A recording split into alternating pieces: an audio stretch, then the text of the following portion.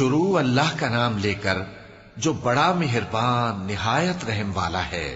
ستارے کی قسم جب غائب ہونے لگے کہ تمہارے رفیق یعنی ہمارے نبی نہ رستہ بھولے ہیں نہ بھٹکے ہیں اور نہ یہ خواہش نفس سے کچھ بولتے ہیں۔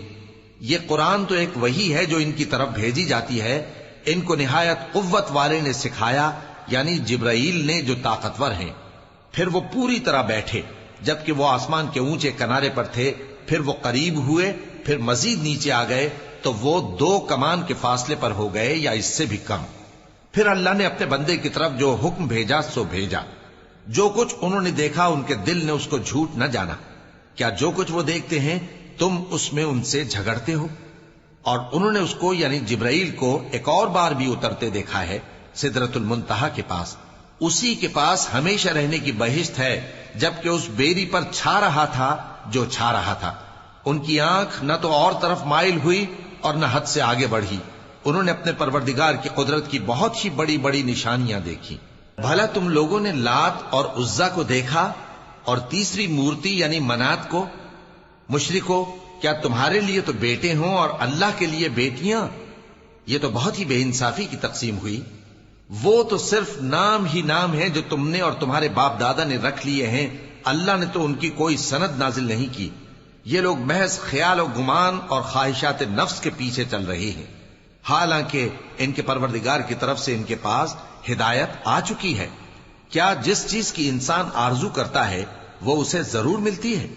سو آخرت اور دنیا تو اللہ ہی کے ہاتھ میں ہے۔ اور آسمانوں میں بہت سے فرشتے ہیں جن کی سفارش کچھ بھی فائدہ نہیں دیتی مگر اس وقت کہ اللہ جس کے لیے چاہے اجازت بخشے اور سفارش پسند بھی کرے۔ جو لوگ آخرت پر ایمان نہیں لاتے وہ فرشتوں کو لڑکیوں کے نام سے موسوم کرتے ہیں، حالانکہ ان کو اس کی کچھ خبر نہیں۔ وہ صرف خیال و گمان پر چلتے ہیں، جبکہ خیال و گمان حق کے مقابلے میں کچھ کام نہیں آتا۔ تو جو ہماری یاد سے روگردانی کرے اور صرف دنیا ہی کی زندگی کا خواہاں ہو، اس سے تم بھی منہ پھیر لو۔ ان کے علم کی یہی انتہا ہے۔ تمہارا پروردگار اس کو بھی خوب جانتا ہے جو اس کے رستے سے بھٹک گیا، اور اس سے بھی خوب واقف ہے جو رستے پر چلا۔ اور جو کچھ آسمانوں میں ہے اور جو کچھ زمین میں ہے سب اللہ ہی کا ہے، اور اس نے خلقت کو اس لیے پیدا کیا ہے کہ جن لوگوں نے برے کام کیے ان کو ان کے اعمال کا بدلہ دے، اور جنہوں نے نیکیاں کی ان کو نیک بدلہ دے۔ جو صغیرہ گناہوں کے سوا بڑے بڑے گناہوں اور بے حیائی کی باتوں سے اجتناب کرتے ہیں، بے شک تمہارا پروردگار بڑی بخشش والا ہے۔ وہ تم کو خوب جانتا ہے۔ جب اس نے تم کو مٹی سے پیدا کیا اور جب تم اپنی ماؤں کے پیٹ میں بچے تھے تو اپنے آپ کو پاک صاف نہ جتاؤ۔ جو پرہیزگار ہے وہ اس سے خوب واقف ہے۔ بھلا تم نے اس شخص کو دیکھا جس نے منہ پھیر لیا اور تھوڑا سا دیا پھر ہاتھ روک لیا؟ کیا اس کے پاس غیب کا علم ہے کہ وہ اسے دیکھ رہا ہے؟ کیا جو باتیں موسیٰ کے صحیفوں میں ہیں ان کی اس کو خبر نہیں پہنچی؟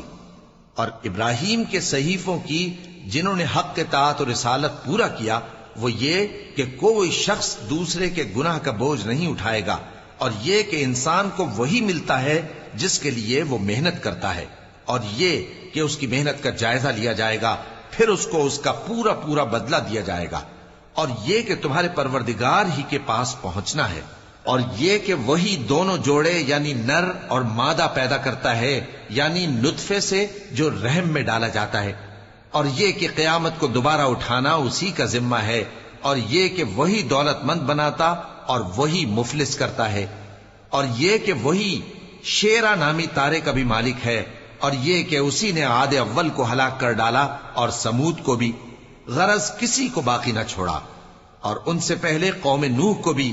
کچھ شک نہیں کہ وہ لوگ بڑے ہی ظالم اور بڑے ہی سرکش تھے، اور اسی نے الٹی ہوئی بستیوں کو دے پٹکا، پھر ان پر جو چیز چھا گئی سو چھا گئی۔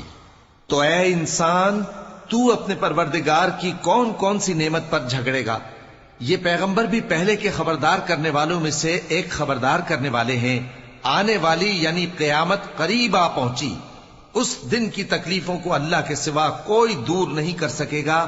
اے کافرو، کیا تم اس کلام پر تعجب کرتے ہو اور ہنستے ہو اور روتے نہیں؟ اور تم غفلت میں پڑے ہو تو اللہ کے آگے سجدہ کرو اور اسی کی عبادت کرو۔ چونکہ آیت سجدہ تلاوت کی گئی ہے، لہذا سامعین پر سجدہ واجب ہے۔